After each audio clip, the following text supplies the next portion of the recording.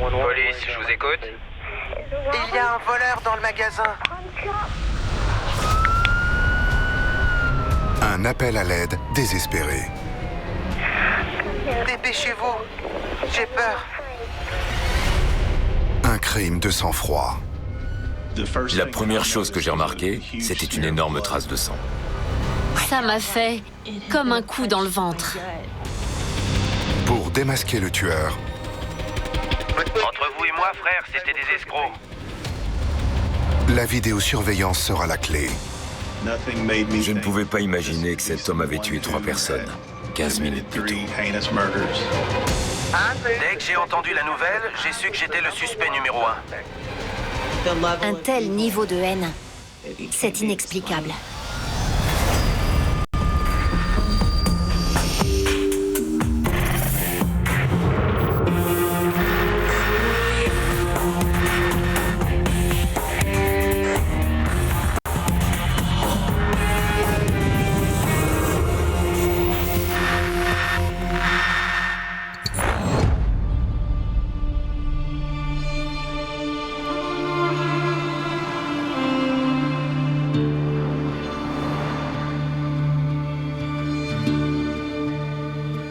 Michael Hawkins-Smith, 35 ans, vient de reprendre le magasin de prêt-sur-gage ABC dans le centre-ville de Danville. Bonjour monsieur, que puis-je pour vous?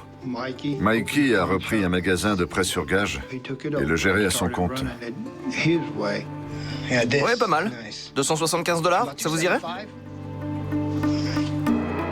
Mikey était toujours honnête avec ses clients. Il était sincère lorsqu'il disait à ses clients ce qu'il pensait des marchandises qu'il lui amenait. Il savait parler aux gens. C'est un plaisir de faire affaire avec vous.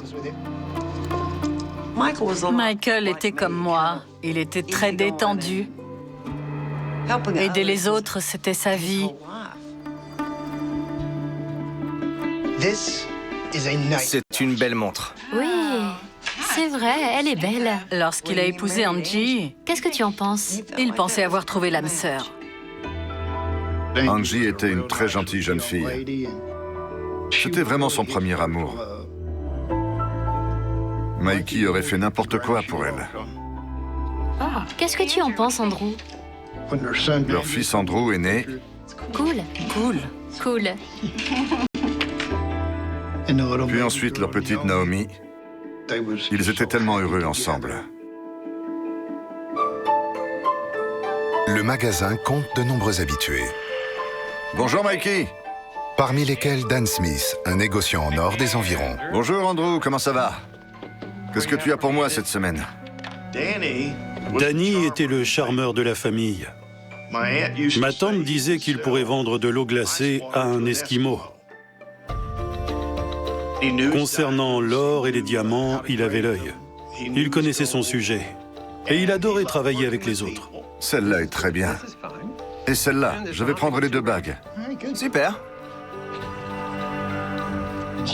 Pour lui, il ne vendait pas aux gens. Il aidait les gens. C'était sa philosophie. Ça te va? Oui, parfait. Comme toujours, c'est un plaisir de faire affaire avec toi. Mike et Angie aimaient avoir leur propre entreprise. Pour moi, tout ce qui importait, c'était qu'ils soient heureux.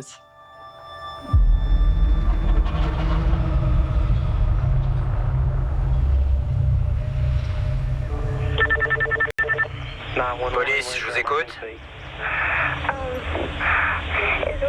Il y a un voleur chez le prêteur sur gage. Quelqu'un est en train de braquer le prêteur sur gage? Oui. Et mes parents se sont fait tirer dessus. Où se trouve le voleur? Où est-il? Il est ici. Comment tu t'appelles? Andrew Hawkins-Smith. Est-ce qu'il a un pistolet? Oui. Est-ce qu'il peut te voir? Je suis à l'arrière du magasin. Il peut me voir. Tu es à l'arrière, donc le voleur est dans le magasin. Oui. Mais faites vite. Où sont tes parents? Ils sont morts. Dépêchez-vous, j'ai peur. Vite. Ok, on arrive, d'accord. Braquage à main armée en cours au magasin de Prêt-sur-Gage. Numéro 500 sur la 4e sud.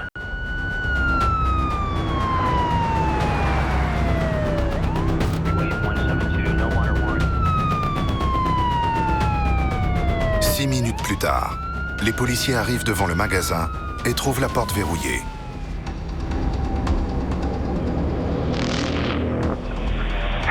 Andrew? Recule, recule! Recule! Andrew, tu es encore là? Andrew?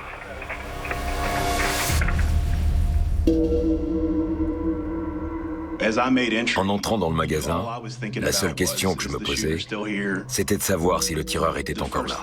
La première chose que j'ai remarquée, c'était une énorme trace de sang sur ma droite, dans la partie réservée au public. Et cette trace menait au corps de Mike Hawkins-Smith, qui était visiblement décédé. Et j'ai tout de suite vu à mes pieds le corps d'Angie Hawkins-Smith. Un autre corps se trouvait de l'autre côté du guichet. Ce corps, c'est celui de Daniel Smith.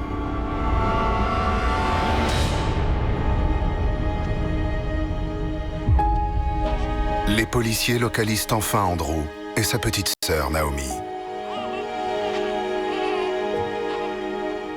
Andrew m'a regardé et a dit « Mes parents. Mes parents se sont fait tirer dessus. » Je n'osais pas imaginer ce que ces enfants pouvaient ressentir.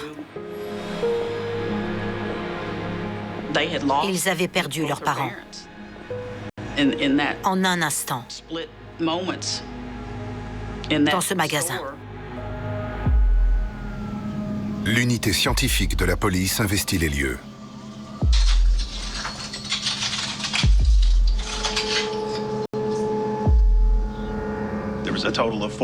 Il y avait sur place 14 douilles de calibre 22, ainsi que 3 balles de calibre 22 également, qui n'avaient pas été tirées.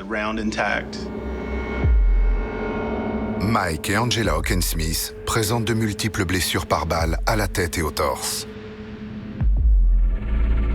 Dan Smith, lui, a été visé à la tête. Nous avons trouvé la mallette de Dan Smith ouverte, posée sur une table. En explorant la scène de crime, j'ai découvert qu'il y avait encore plus de 1 000 $ en espèces dans la caisse. Ni le portefeuille de Mike, ni celui de Dan n'avaient été volés. Cela m'a conduit à penser que les victimes ont été prises pour cible pour une autre raison que l'argent. Nous avons commencé par chercher si le magasin était équipé de caméras de surveillance. Le magasin n'était pas équipé de caméras. C'était étrange qu'un prêteur sur gage n'ait pas de caméra dans son magasin. C'était un coup dur pour l'enquête. Sans images de vidéosurveillance, les enquêteurs se mettent alors en quête de témoins. Les policiers ont trouvé une employée de la laverie voisine qui a pu nous donner la description d'un véhicule, une camionnette de couleur grise argentée, qu'elle a vue se garer derrière le magasin un peu avant le crime. Elle a indiqué avoir vu un homme de forte corpulence avec une barbe sortir du véhicule. L'étape suivante consistait à arpenter les environs pour trouver autant d'images que possible de ce véhicule, afin d'obtenir son numéro de plaque d'immatriculation.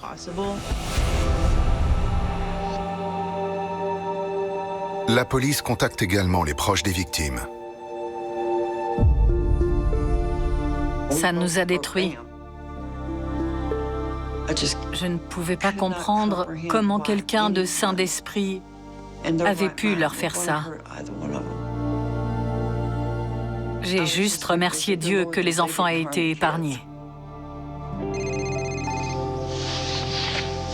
Allô? Crystal, la fille de Dan Smith, est également informée de la tragédie. Ma belle-mère m'a appelée et m'a dit que papa avait été tué lors d'un braquage. Je suis restée prostrée. Je ne comprenais pas ce qui se passait.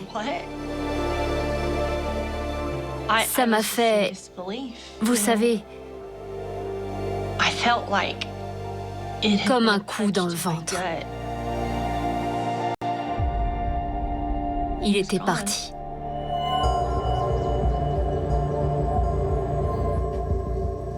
En interrogeant la famille de Dan Smith, nous avons appris qu'il était négociant en or. Il faisait la tournée des prêteurs sur gage dans tout le centre du Kentucky, selon une certaine routine qui était extrêmement prévisible. Papa transportait souvent de larges sommes en liquide dans le cadre de son travail, qui pouvait avoisiner les 100 000 $. Et je lui ai dit plusieurs fois, tu sais, papa, ça m'inquiète un peu que tu te déplaces avec autant d'argent. D'après nous, c'était Dan Smith qui était visé. L'objectif du tueur était sûrement de s'emparer de sa mallette.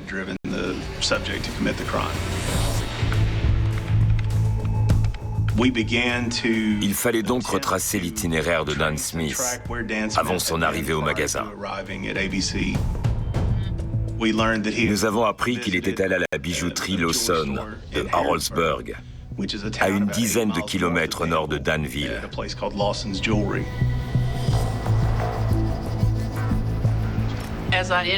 En entrant dans la bijouterie, j'ai tout de suite remarqué la caméra sur le mur opposé à la porte d'entrée.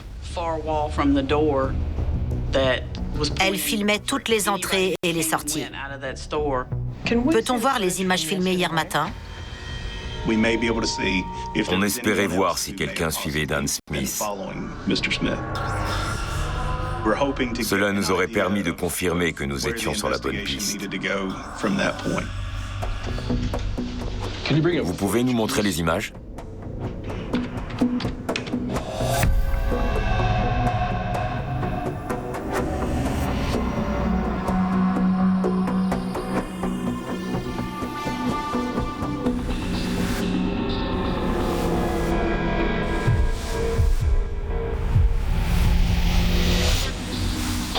Repassez la bande.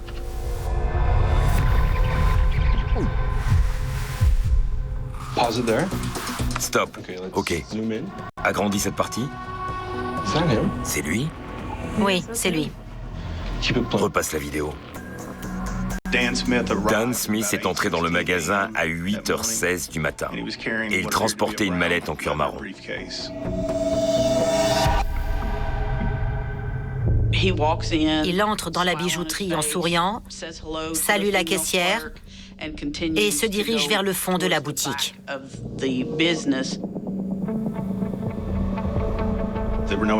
Il n'y avait personne d'autre dans la bijouterie à ce moment-là.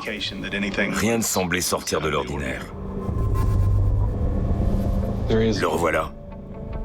À 8h39, Dan Smith revient dans le champ de la caméra. Il discute brièvement avec une cliente âgée.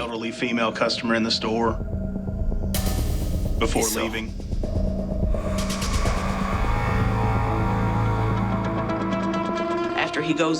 Il nous fallait ensuite voir si la caméra extérieure l'avait filmé.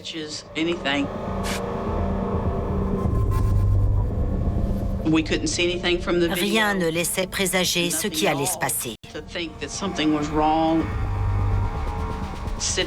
C'est toujours une sensation étrange. Lorsque vous observez une future victime qui n'a aucune idée de ce qui l'attend.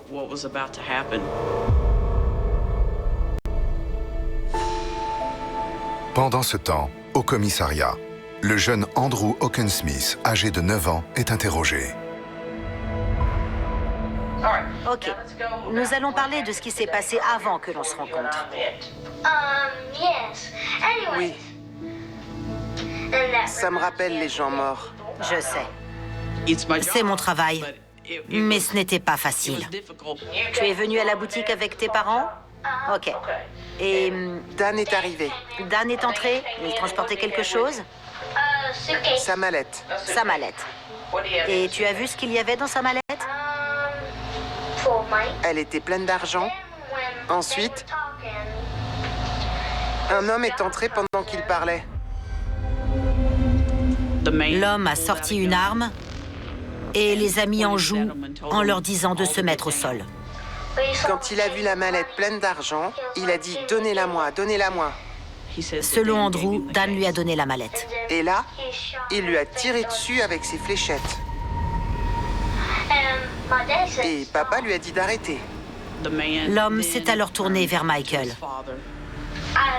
Je l'ai vu tirer sur mon père avec ses fléchettes. Andrew a raconté que sa mère a supplié le tueur de ne pas tuer ses enfants.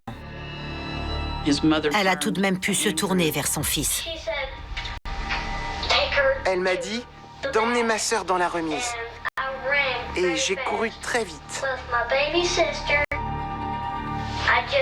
Je ne voulais pas qu'elle se fasse tuer. Ok.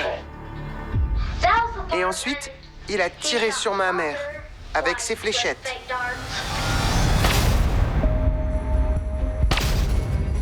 Ça ressemblait à des petites fléchettes comme ça. Il essayait, avec ses mots d'enfant, de nous dire que le tireur avait un silencieux sur son arme. Je ne sais pas qui c'est, ni pourquoi il est venu, mais c'était sûrement pour l'argent. Il nous a décrit le suspect comme plus grand que son père. Il était gros. Il portait une parka militaire verte. Il portait une fausse barbe. De quelle couleur? Jaune. Ok.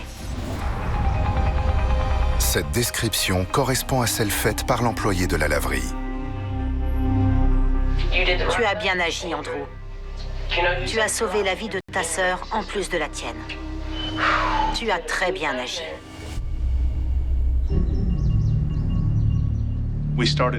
Nous avons ensuite étudié l'histoire du magasin. Nous avons appris que Mike Oakensmith avait un associé avec lequel il partageait la gestion de l'affaire, un certain Steve Devine. Nous avons également appris que Steve Devine était d'habitude présent sur place les vendredis au matin, mais qui n'était justement pas là ce vendredi où le meurtre a eu lieu. Cela nous a tout de suite interpellés. Il était capital de l'interroger et d'établir où il se trouvait à l'heure du crime. Alors pourquoi n'étiez-vous pas à la boutique le jour des meurtres? Je voulais y aller ce matin-là, mais il y avait beaucoup de pollen. Et j'y suis très allergique. Vers 4 heures du matin, ce vendredi, je me suis réveillé et j'ai pris un somnifère, ce qui m'a fait dormir plus tard que prévu. Je crois que je me suis réveillé vers 9 heures du matin. Vous pouvez demander à ma femme, elle était à la maison avec moi presque toute la journée. Il n'y a pas de vidéosurveillance dans votre magasin. C'est plutôt inhabituel. Steve Devine nous a expliqué qu'Allen Keith, l'ancien propriétaire du magasin, avait emporté le système de sécurité à son départ et que Oakensmith et lui ne l'avaient pas encore fait remplacer. À ce stade, Steve Devine était toujours suspect, tant qu'on n'avait pas confirmé son alibi. Allen Keith, l'ancien propriétaire du magasin, est un pasteur officiant dans les environs. Il est également propriétaire d'un autre magasin de prêt-sur-gage dans la ville voisine de Somerset. Mike Oakensmith et Allen Keith se connaissaient depuis presque 15 ans. Allen, comment ça va? Bonjour, pasteur Allen. Comment vas-tu? Angie, apporte un tabouret, s'il te plaît. Michael connaissait Allen car ils avaient travaillé ensemble à l'aumônerie du camp d'été pour les jeunes. Asseyez-vous. Très bien, merci beaucoup. Mikey et Angie avaient beaucoup de respect pour Allen. Et Andrew le considérait un peu comme son oncle. Alors, quoi de neuf? Il avait l'air d'être quelqu'un de bien. Comment vont les affaires? Plutôt bien, merci. Et vous? Comment allez-vous? Oh, ça va, ça vient. Le pasteur Keith a vendu son magasin à Mike lorsqu'il a appris qu'il souffrait d'une tumeur cérébrale. J'en prendrai un aussi, s'il te plaît. Mikey avait beaucoup prié pour la santé d'Allen. Je m'en remets à Dieu. Amen. Le nom du pasteur Allen Kiss fut donc ajouté à la liste de personnes qu'il nous fallait interroger. Durant l'enquête, nous avons trouvé une agence immobilière qui était dotée d'un système de vidéosurveillance. Les images de l'agence immobilière. C'est la 4e rue? Oui, c'est un pâté de maison de la scène de crime. Ok. On va commencer à environ 1 heure avant les meurtres. Nous recherchions une camionnette grise ou une personne correspondant à la description du tireur.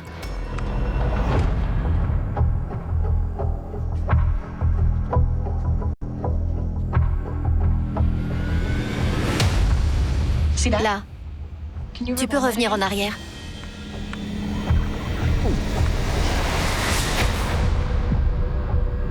À 8h45, on peut voir une camionnette grise passer dans le champ.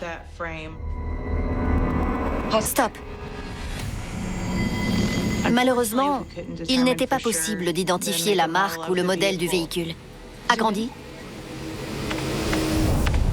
Nous ne pouvions même pas voir qui conduisait. Nous nous sommes repassés les images sans arrêt. Je suis sûre que nous avons dû user la bande à force de la regarder pour tenter de déchiffrer la plaque d'immatriculation ou de trouver des signes distinctifs au véhicule. Les témoins ont décrit une camionnette assez ancienne avec des modifications au niveau des roues. Regarde. Et à force de regarder la vidéo, nous avons déterminé que c'était le cas de cette camionnette. On pensait avoir trouvé le véhicule. Essaie de zoomer sur la plaque. La plaque était toujours trop floue, l'image trop granuleuse. C'était très frustrant, parce que c'était un élément clé pour nous.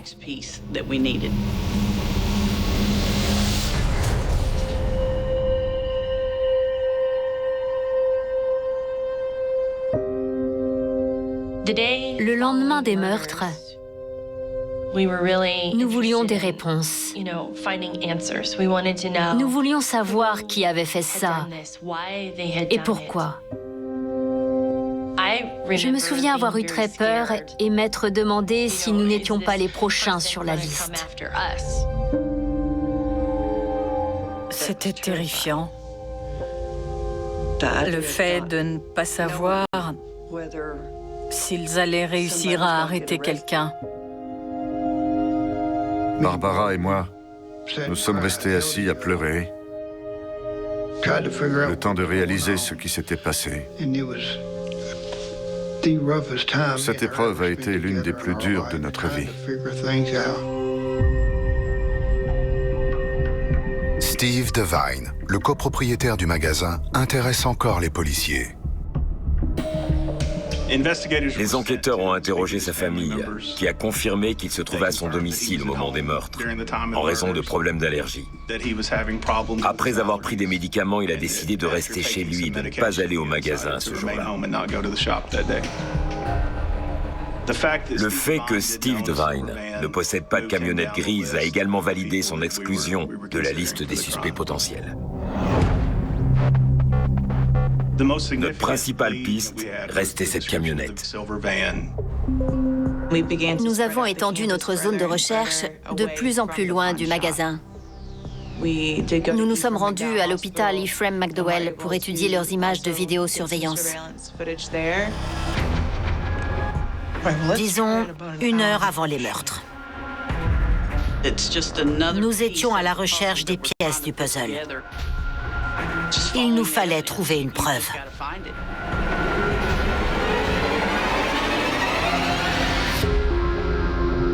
Tu as vu? À 8h17, une camionnette grise se dirigeant vers l'ouest, sur la 4e rue, a été filmée par la caméra. Agrandie. Et nous avons pu déterminer qu'il s'agissait d'une camionnette Dodge grise. Les enquêteurs finissent de visionner les 39 minutes d'images restantes.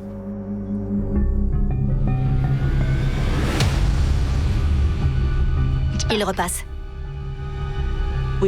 La camionnette est repassée à 8h56, soit 21 minutes avant l'appel à la police. Nous savions à ce moment-là que nous tenions notre véhicule. Nous pensions que le suspect faisait des tours du pâté de maison en passant devant le magasin. Mais nous ne pouvions toujours pas voir sa plaque d'immatriculation, ce qui restait un élément essentiel.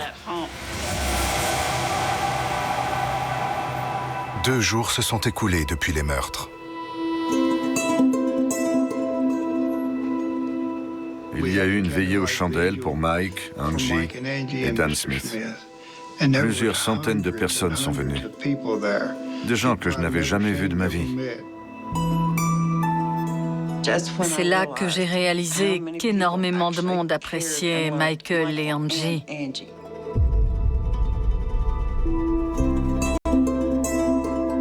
Pendant ce temps, à Somerset, la famille de Dan Smith prépare ses obsèques. La veille des funérailles, je n'ai pas pu dormir. Il était parti. Et ça a été très difficile de l'accepter, dans ma tête comme dans mon cœur. Comme presque toute notre famille, j'étais en colère que Dan nous ait été enlevé. Et je ne voulais pas que cette colère s'invite aux funérailles. Je voulais simplement que tout le monde sache à quel point j'aimais mon frère, à quel point nous l'aimions tous. La police de Danville lance un appel à témoins dans le but de recueillir des informations sur le tireur ou sur la camionnette grise. Kevin Peel, bonjour. Le 24 septembre, j'ai reçu un appel de Tracy Herald, un pasteur officiant à Moran, dans le Michigan. J'ai appris les meurtres de Danville sur les réseaux sociaux et je suis tombé des nues, car je pensais que mon ami Alan Keyes était toujours propriétaire du magasin. Donc je l'ai appelé. Et dès le début, la conversation a été étrange. Il a dit qu'au moment des meurtres, il était à Danville pour prendre les médicaments de sa femme à la pharmacie, car on ne les trouve pas à Somerset. Et ensuite, il m'a dit qu'il était anéanti, car c'est lui qui avait introduit Mike Ockensmith dans le milieu du prêt sur gage. Ensuite, il a ajouté qu'il disait toujours à Mike de garder sa famille éloignée de ce magasin, et qu'il lui avait exposé le scénario selon lequel un individu armé pourrait entrer, le menacer pour s'emparer de son arme à lui, et qu'il pourrait ensuite tuer tous les gens présents dans la boutique. Ensuite, j'ai paniqué, car je me suis demandé pourquoi il me racontait ça. Et là, il m'a raconté que l'autre personne qui avait été tuée dans ce magasin lorsqu'il en était le propriétaire venait chaque semaine pour lui acheter de l'or, et que cet homme avait toujours 30 à 40 000 $ en liquide dans sa mallette. Il m'a dit que selon lui, il s'agissait d'un contrat sur la tête du négociant en or. J'ai donc demandé à Allen s'il pensait que Mike et Angela n'étaient que des victimes collatérales innocentes. Et il m'a répondu, ils n'étaient pas innocents. Ils m'ont fait perdre beaucoup d'argent. C'était une révélation capitale. Alan Keyes est désormais un suspect. Nous avons entré le nom du pasteur Alan Keyes dans plusieurs bases de données afin de confirmer qu'il n'avait jamais été mêlé à des activités criminelles par le passé. Nous n'avons rien trouvé. Qu'importe le suspect, chaque piste doit être explorée. Alan Keyes disait être allé acheter des médicaments pour sa femme. Nous avons donc immédiatement envoyé des enquêteurs pour récupérer les images de vidéosurveillance de cette pharmacie. S'il se trouvait dans la pharmacie au moment des meurtres, il n'était plus suspect.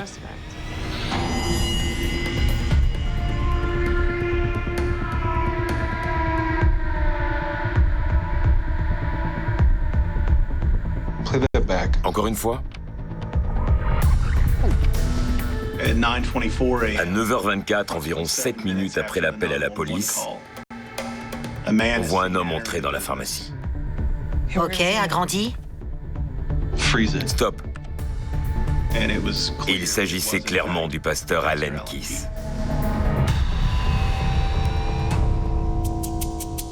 Je ne pouvais pas imaginer que cet homme avait tué 3 personnes 15 minutes plus tôt. Il n'a pas de barbe. Il ne portait pas de parka militaire, comme mentionné par les témoins. Ni de barbe, ni de lunettes de soleil. La vidéosurveillance prouvait que le pasteur Allen Keyes se trouvait à la pharmacie. Mais cela n'excluait pas qu'il pouvait avoir été présent sur le lieu du crime au moment du meurtre.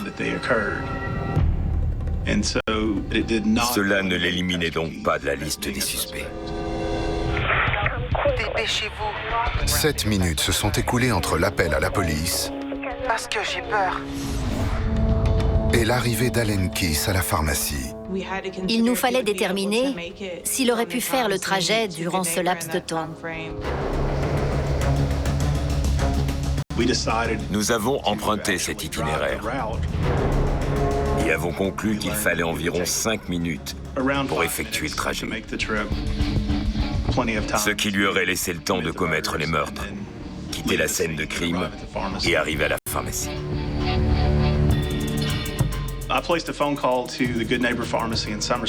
La pharmacie de Somerset m'a confirmé qu'elle vendait ce médicament à la pharmacie de Danville.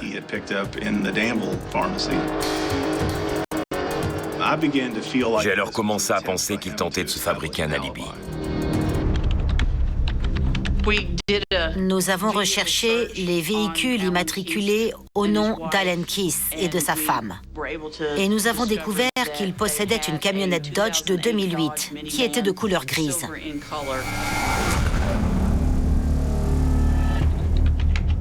Les enquêteurs doivent maintenant déterminer si Allen Keyes conduisait sa camionnette le jour des meurtres. Lorsque nous avons appris qu'Allen possédait une camionnette grise, nous avons commencé à regrouper tous les éléments en notre possession. Merci beaucoup. Nous nous sommes procurés les comptes rendus médicaux auprès de l'hôpital. Et nous avons appris que le pasteur Allen Keyes n'était pas atteint de tumeur cérébrale ni de cancer. Il avait donc menti sur son état de santé. Rien n'était vrai. Nous sentions qu'il nous fallait continuer à retracer ses déplacements avant et après l'heure du crime. Cela nous permettrait de prouver sa présence dans les environs du magasin à ce moment-là.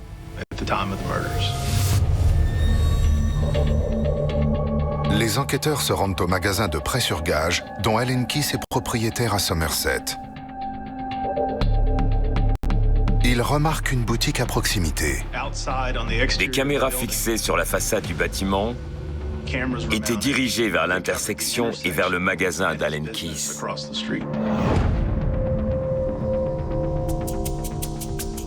L'heure mentionnée sur les images est décalée de plus de 2 heures. Les images étaient de très mauvaise qualité. Le magasin d'Allen Keyes est situé en haut de l'écran.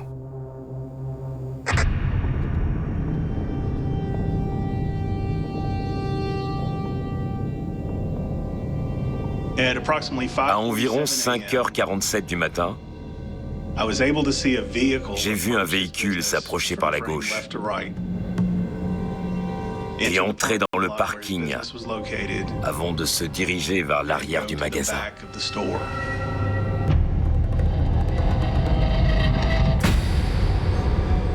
Tu as vu ça? Remets-le et agrandis. Derrière le magasin, on peut voir des éclats de lumière, bien visibles dans l'obscurité.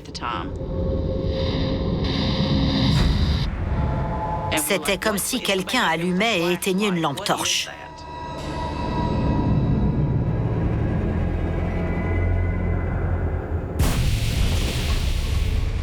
À 6h11 du matin, le même véhicule repart vers l'autoroute 27. En empruntant cette route, il lui aurait fallu 1 heure pour atteindre Danville. La camionnette a été filmée devant l'hôpital à 8h17. Cela lui aurait donc laissé assez de temps pour se rendre à Danville.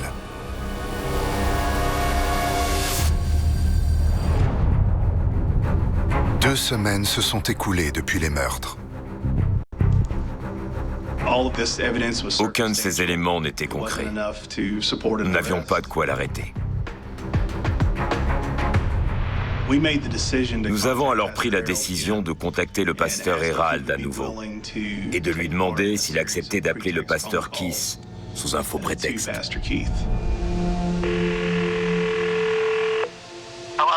Bonjour, frère Allen. Bonjour. Durant cet appel, Allen Keith a dit certaines choses. Lorsque quelqu'un se fait tuer aussi sauvagement, comme ça, qui semblait montrer les Hawkins-Smith sous un jour bien différent. ils passent pour des saints. Mais entre vous et moi, frère, c'était des escrocs.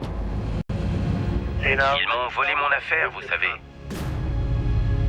Je ne peux pas en parler, parce que ça me donnerait l'air de quoi? Oui. Je passerais pour un suspect, vous voyez? Oui, c'est fou.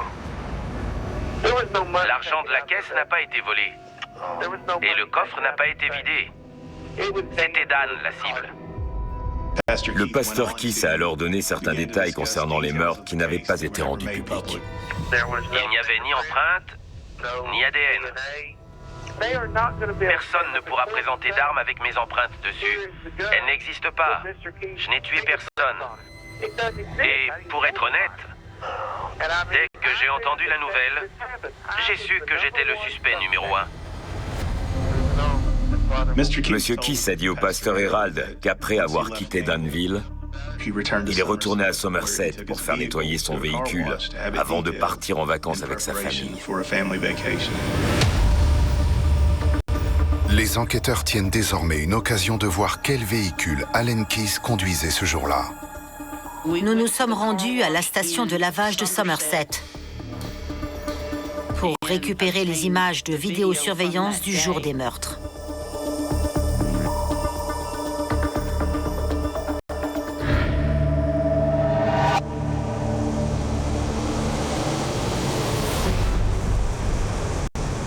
C'est lui. À 10h55 du matin, on peut voir Allen Keith traverser l'établissement pour se rendre au guichet, j'imagine pour payer, l'air calme et serein.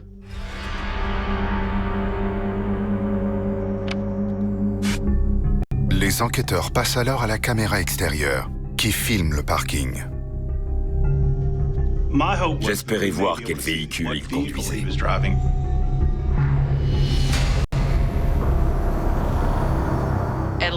À 11h25 du matin, une caméra extérieure a filmé Allen Keith quittant le parking au volant de la camionnette grise.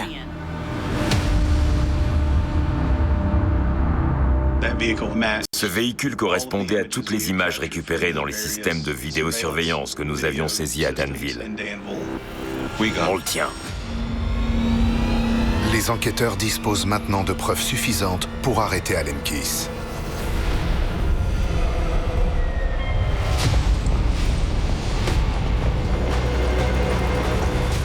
Allez, allez! Vous êtes en état d'arrestation. Mettez vos mains sur la tête et tournez-vous.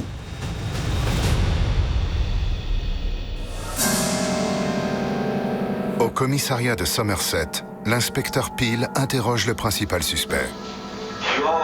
Vous pouvez me demander ce que vous voulez, mais je n'avais aucune raison, aucun motif pour m'attaquer à ces 3 personnes. Aucune. Seriez-vous d'accord pour passer le test de polygraphe? Non. Et pourquoi donc? Demandez-moi, Monsieur Keith, avez-vous déjà tué quelqu'un? Allez-y. Eh bien, donnez-moi la réponse. Oui, Ok, où ça? au Guatemala. Sa réponse était pour le moins inhabituelle. Il disait qu'il ne pouvait pas passer le test du polygraphe ou détecteur de mensonges, car durant sa carrière dans l'armée, il avait assassiné 3 personnes durant une opération militaire au Guatemala. Je vous ai dit tout ce que je sais. J'ai essayé de vous aider, mais là, je crois que je vais avoir besoin d'un avocat. Ok. Muni d'un mandat de perquisition, l'inspecteur Peel se rend au magasin d'Allen Keith à Somerset.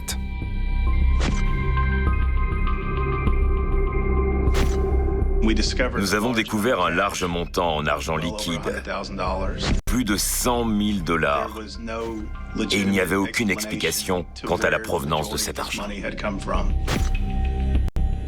Nous avons découvert des bagues numérotées que l'on trouve sur les liasses de billets, et nous avons pu les relier à un compte bancaire au nom de Dan Smith. Cet argent était bien celui de Dan Smith.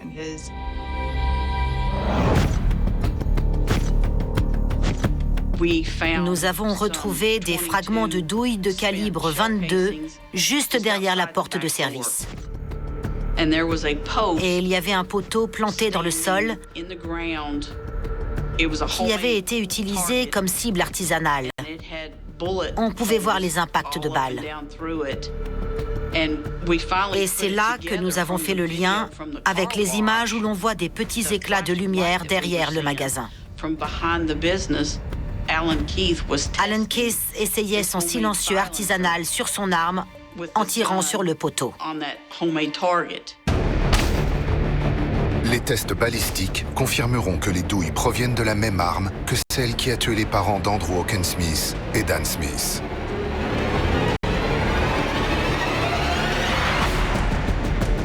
Allen Keith est inculpé pour triple meurtre et cambriolage.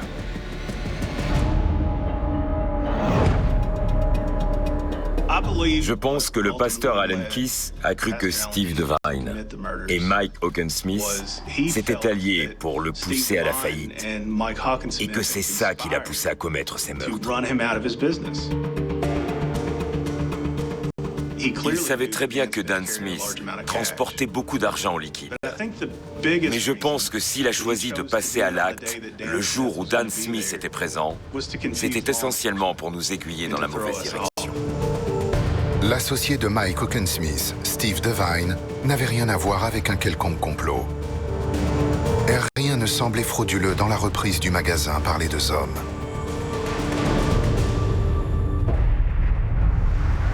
Nous pensons que ce jour-là, le pasteur Allen Keith est venu à Danville,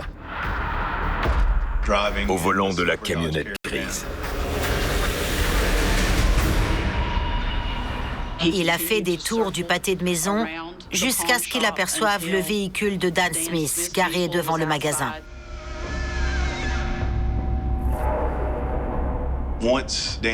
Une fois arrivé devant le magasin, Allen Keith est entré et a demandé à Dan Smith de lui remettre sa mallette.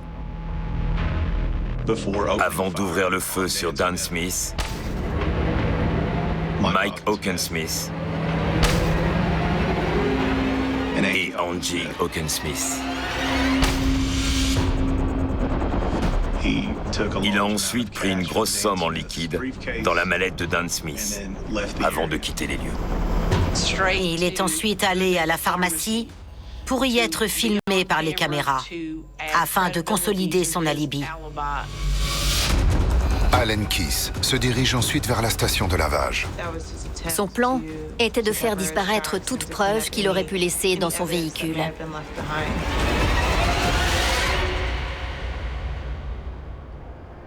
Le procès débute en 2017. Allen Keith plaidera coupable et sera condamné à la prison à perpétuité sans possibilité de libération conditionnelle. Un tel niveau de haine, c'est inexplicable.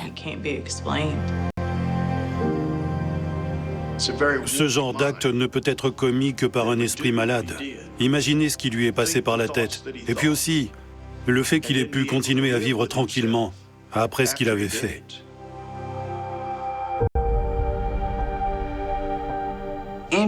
Andrew a été capable de s'ouvrir à moi et de parler de ses sentiments. Ça l'a aidé à surmonter ce qui s'est passé. Il ne l'oubliera jamais.